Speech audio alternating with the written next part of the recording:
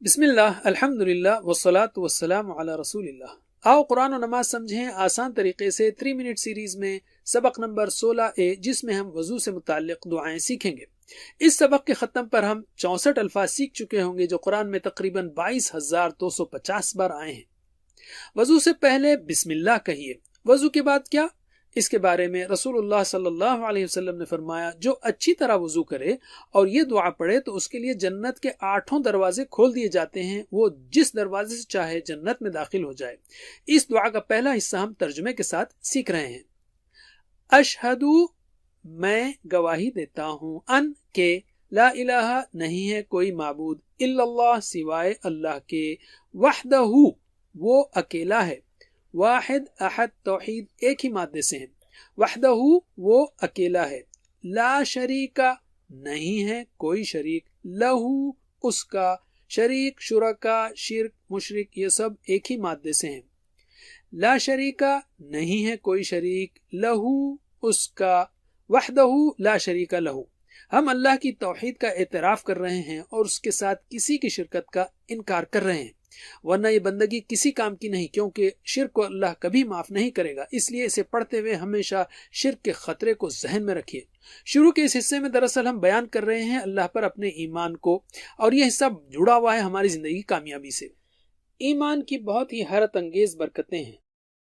اللہ پر ایمان ہمیں مثبت رویہ، شکر، عزم کی پختگی، وہ بھی زبردست پختگی، اور صبر، ثابت قدمی اور اللہ پر بھروسہ عطا کرتا ہے۔ جتنا مضبوط ایمان ہوگا اتنی ہی مضبوط یہ صفات بھی ہوں گی۔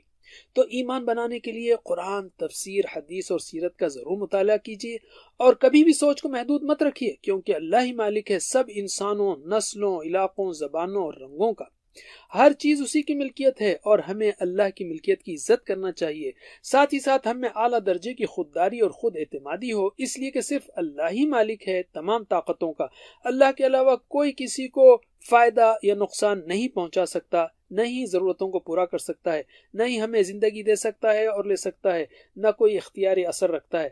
اس کے ساتھ ساتھ ہمیں عاجزی اور انکساری سے رہنا ہے، کیونکہ لا حول ولا قوت الا باللہ، یعنی نہیں ہے کوئی طاقت اور نہیں کوئی قوت اللہ کے علاوہ۔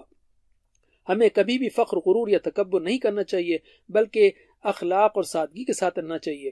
کامیابی اور نجات کا کوئی دوسرا ذریعہ نہیں سوائے اس کے کہ انسان کی روح میں پاکیزگی ہو، کردار میں سچائی ہو اور اللہ کی رحمت سے کبھی نا امید نہ ہو۔